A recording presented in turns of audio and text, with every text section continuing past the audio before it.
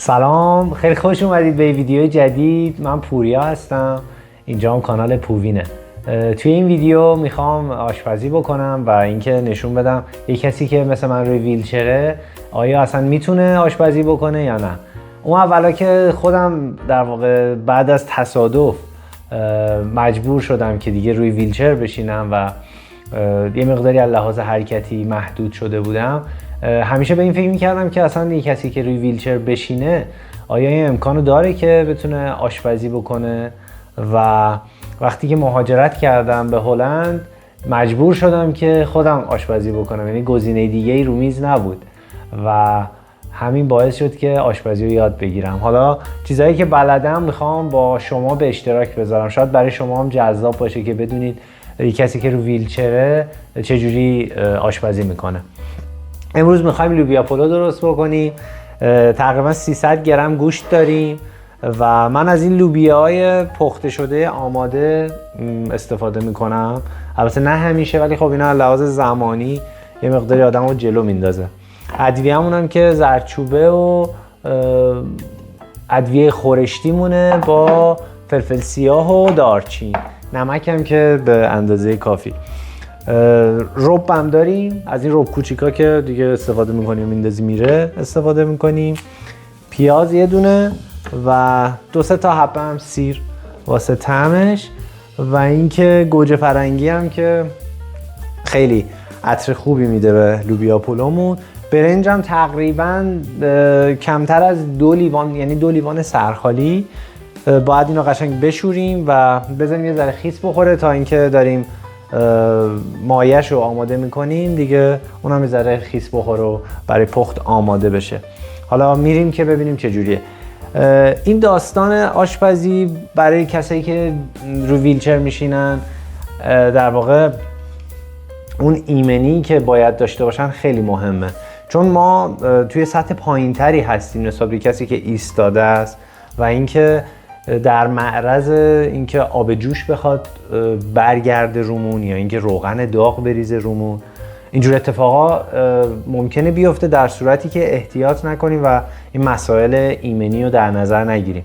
من برای این موضوع این سینی رو پیشنهاد میکنم که کسایی که روی ویلچر هستن روی پاشون بذارن تا اینکه محافظت بکنه از اتفاق ناگهانی که ممکنه بیفته، ولی با رعایت مسائل ایمنی میتونیم ضریب در واقع اون اتفاق بد رو بیاریم پایین. حالا اولین کاری که میکنیم اینه که این برنجه رو یه آبی میزنیم بهش. 3 بار من تقریبا آبو میزنم به برنج. خب اینم از 3مین بار. حالا 2 تا سیب زمینی داریم واسه تعدیگش. تعدیگ لوبیا پلو یکی از ارکان این غذاست که خیلی مهمه. خب اینو میذاریم بمونه و اینکه 2 تا گوجه رو میخوایم ما این دستگاهه واسه ماها خیلی کار آمده، هم سایز بزرگ داره هم سایز کوچیک.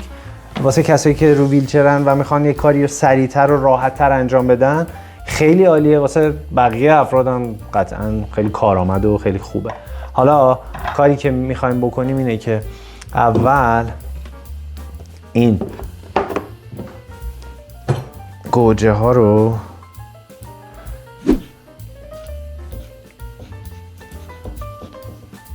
اینو باید در بیاریم.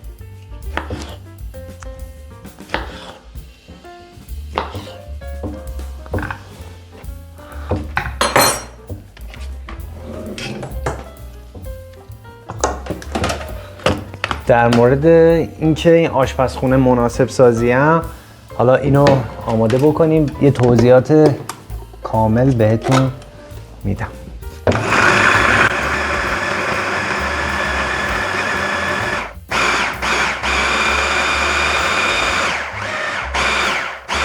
خب این از این 1-2 آماده میشه و اینکه یه کاسه از اون بالا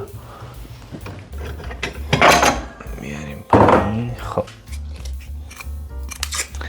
وقتی که میخوایم پیاز رو پوست بکنیم یا کلا چیزی رو میخوایم خورد بکنیم خیلی باید مراقب انگشتامون باشیم که نبریم. من تقریبا 4 سال و نیمی هستش که آشپزی میکنم. اون اولا خب خیلی سخت بود برام. یادمه که اولین غذایی که درست کردم قیم بادمجون بود. حتی کار کردم با رندرم بلد نبودم، زدم دستمو با رنده پاره کردم. ولی الان اون در واقع مهارتیو که باید دارم، چون تجربیه دیگه، چیزی که تجربیه. یه ذره کوچیکش میکنیم این پیازا رو.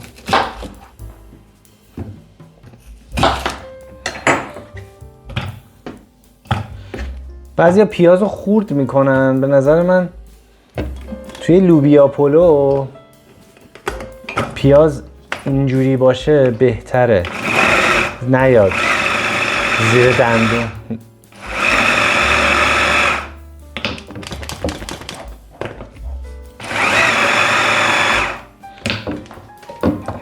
چی کار کرد؟ آره آماده است. می‌بینی؟ حالا بریم مایتابه رو برداریم که اینجا چی؟ کثیف شد.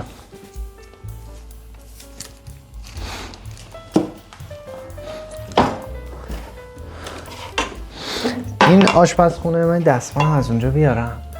در مورد آشپزخونه‌ای که مناسب سازی شده است میخوام بهتون توضیحاتی بدم. اینجا تقریبا 12 سانت این سطح اومد پایین‌تر و این کابینت‌ها اومدن پایین‌تر که وقتی که درشو باز میکنی قابل دسترسی باشه. البته طبقه بالاش قابل دسترسی نیست، ولی 2 طبقه پایینش، طبقه بالا بیشتر چیزایی که خیلی استفاده ندارم و میذارم.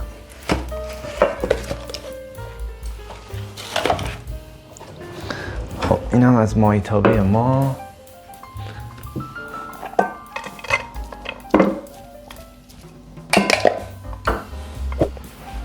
چشمونم سوخت. زیر گاز رو خیلی نباید زیاد بکنی، ممکنه بسوزه.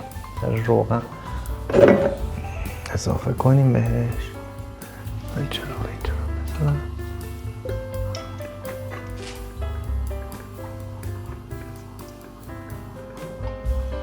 سعی کنیم زیادم چرب نشه که غذا سالم تر باشه.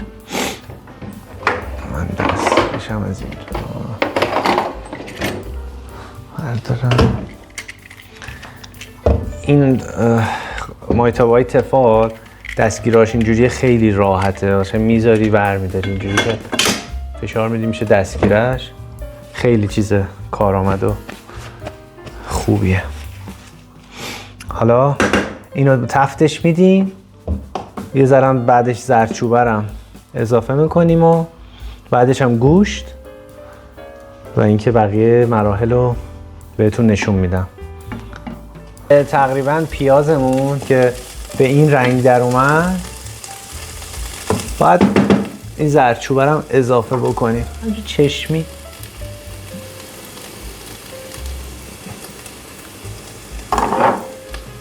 حدس مثلا نصف قاشق چای خوری.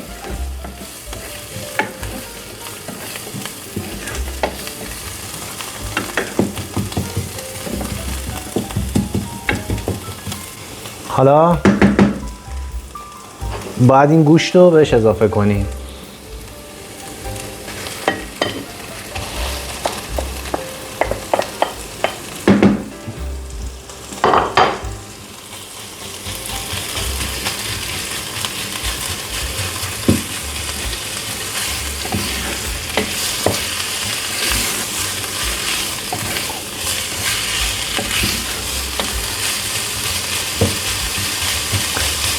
یعنی چند دقیقه تفتیم تا اون رنگش تغییر بکنه.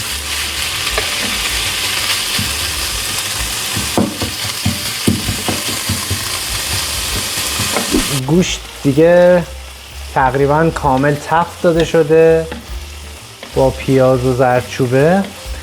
من یادم رفت زعفرون رو بهش اضافه کنم، یعنی توی لیست بهتون بگم. زعفرونمون هم هست و اینکه حالا وقتی که باید رب رو بهش اضافه کنیم که تفت داده بشه. خیلی رب نمیزنیم بهش که بیاد طعم رب رو غالب نداشته باشیم، یعنی طعم رب خیلی نباید خودشو بیشتر نشون بده. بیشتر میخوایم از گوجه طعمشو بگیریم.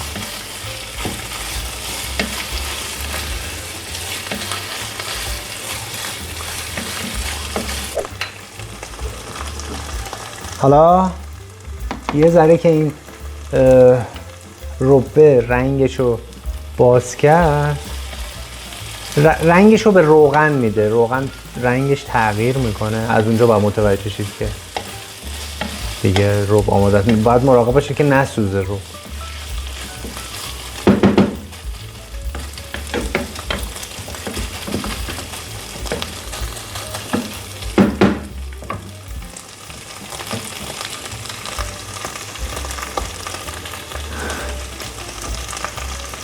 این گازهای برقی خیلی خوبه چون سطحش صافه. گازا که توی ایران هستش میدونم یه ذره ارتفاع داره. البته گاز قبلی ما هم از همونا بود ولی من برقی گذاشتم بخاطر اینکه بهتر، راحت تره.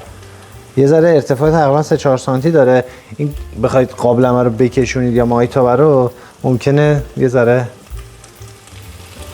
خیلی امن نباشه. حالا باید لوبیاشو اضافه کنیم.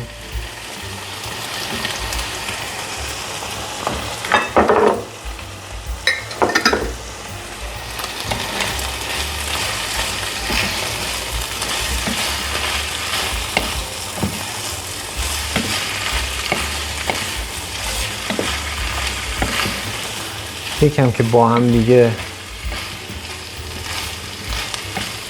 تفت داده شد، موقعشه که ادویه رو بزنیم. ادویه خورشتی ما هم اینه، از ایران فرستادن. اینم تقریبا نصف قاشق چای خوری کفایت میکنه. خب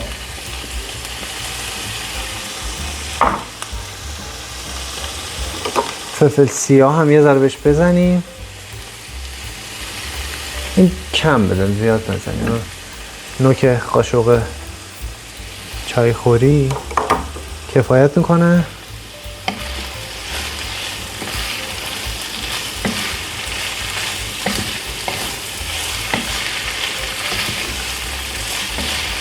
وقتی که به این مرحله رسید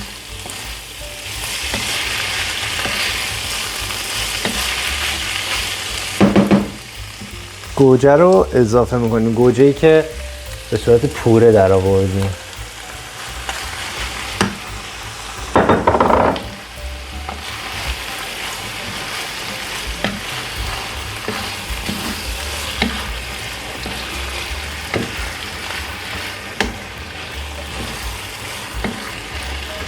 درشو میذاریم، زیرش هم یه ذره کم میکنیم. اسکیپ رو بردارم، اینو درشو بذاریم. خب الان تقریبا 10 دقیقه گذشته و اینکه مایه‌مون آبش تبخیر شده و ما میخوایم دارچین رو بهش اضافه کنیم. من تقریبا نصف قاشق چای خوری.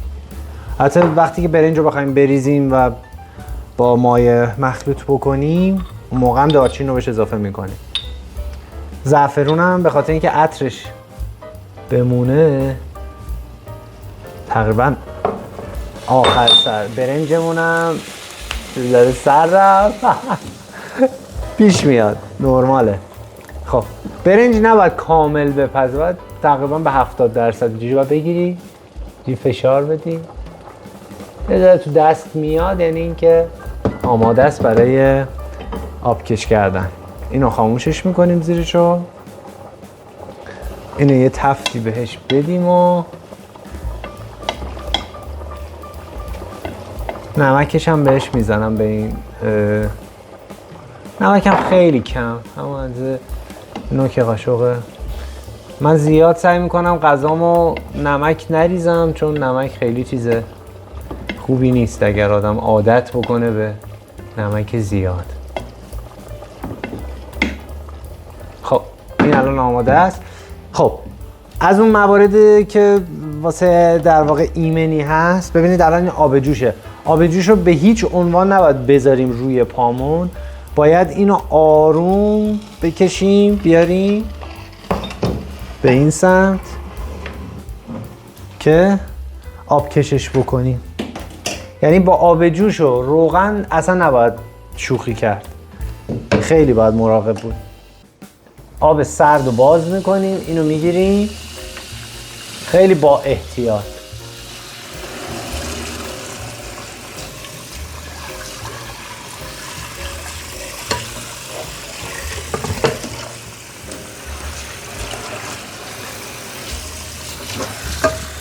خب این الان آماده شد. یه آب هم اینجوری سطحی روش میگیریم و میذاریم یه ذره آبش بره اینجا. سیب زمینیمون هم که آماده کردیم برای ته‌دیگش.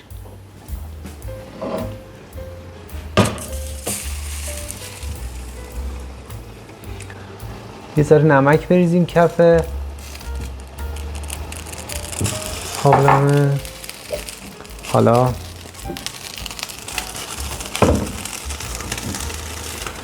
زعفرون رو من دم نکردم. زعفران تو دو تا حالت میشه درست کردم که خودتون دیگه بهتر میدونید 100%.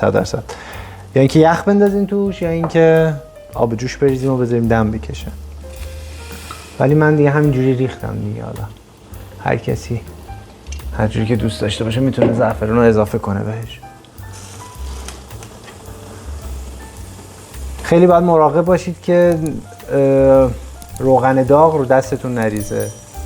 یه ذره که داغ شد اضافه میکنیم، خیلی با احتیاط. حالا یه ذره زیرشو کم میکنیم، تقریبا وسط باید باشه دیگه. این گاز 9 تا لول داره، من الان مثلا گذاشتم روی 5 و نیم. اونم که زیرش خاموشه. این آماده است، دستگیرشو بزنیم بهش. خب این از این. حالا برنج رو بیاریم. لابلاش هم باید از این دارچین اضافه بکنیم و همینطور یه ذره هم نمک.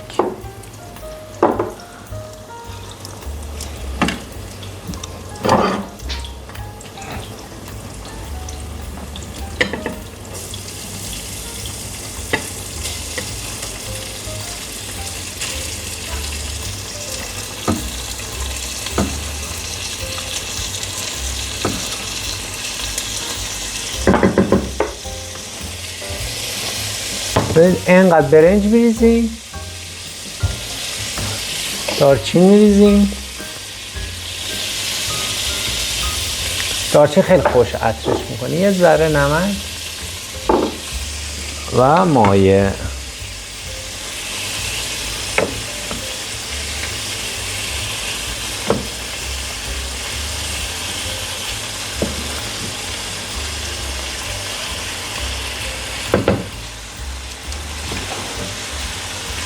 دوباره مرحله اضافه میکنیم. دوباره دارچین خیلی طعمشو اصیل میکنه، خیلی واقعا خوشمزه است. این خیلی مهمه که همه این متریالمون رو استفاده کنیم. بعضیا رو من میبینم مثلا آشپزی میکنن، این برنج میمونه، نمیدونم متریال خیلی دورریز داره. تا دونه آخرش من همیشه سعی میکنم برای اینکه احترام بذارم به محیط زیست، از تمام متریالم استفاده بکنم. دارچین،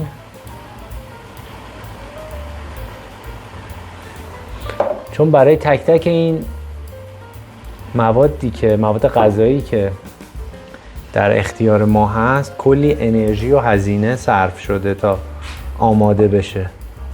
این نه کار انسانیه نه کار اخلاقیه که آدم بخواد متریال رو از بین ببره با سهلنگاری و بی‌توجه بودن به این موضوع.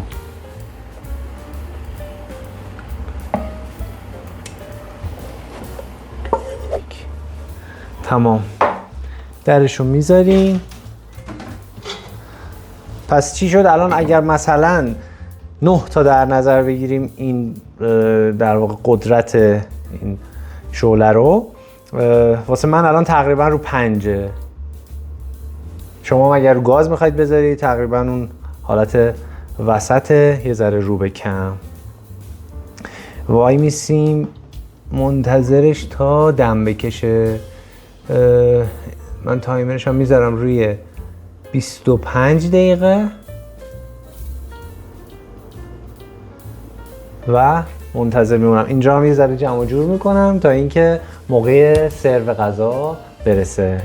25 دقیقه تموم شد، این برنج دم کشید. حالا وقت سرو کردنشه. من سروش میکنم، بعد میریم رو میز ببینیم که چیکار کردیم، خوشمزه شده یا نه. عطرش که خیلی عطر خوبیه، باید ببینیم طعمش چطوره. خب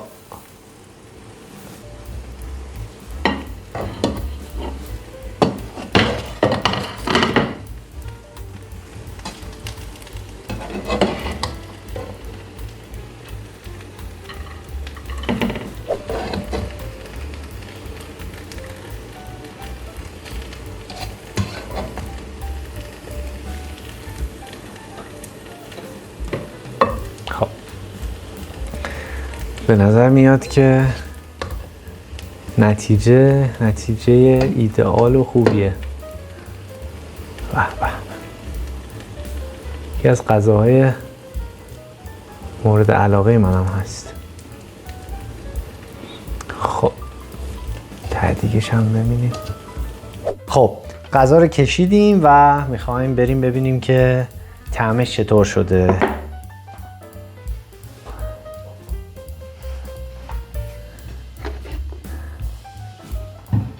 من برای آشپزی کردن از مامانم خیلی یاد گرفتم و همش یه زنگ میزدم و اول ازش میپرسیدم، ولی از 2 تا آشپز خیلی خوب که مطمئنم احتمالا شما اسمشون رو شنیدید، یکی جواد جوادی و یکی نواب ابراهیمی، از این 2 تا هم خیلی یاد گرفتم و به چالش میکشمشون اگر دوست داشته باشن که با ویلچر آشپزی بکنن. با هم این چالش رو انجام بدیم و ببینیم که کدوممون زودتر میتونیم غذا رو درست بکنیم.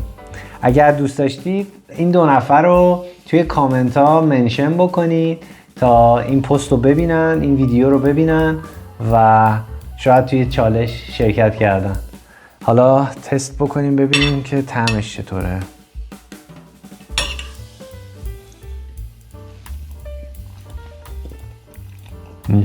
فوق‌العاده است.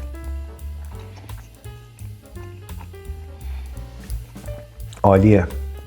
جای همتون خالی. لطفا اگر این ویدیو رو دوست داشتید لایک کنید و اگر تازه وارد این کانال شدید لطفا سابسکرایب بکنید و اگر اون زنگوله کنارش هم بزنید به محض اینکه من ویدیو جدیدی میذارم مطلع میشید.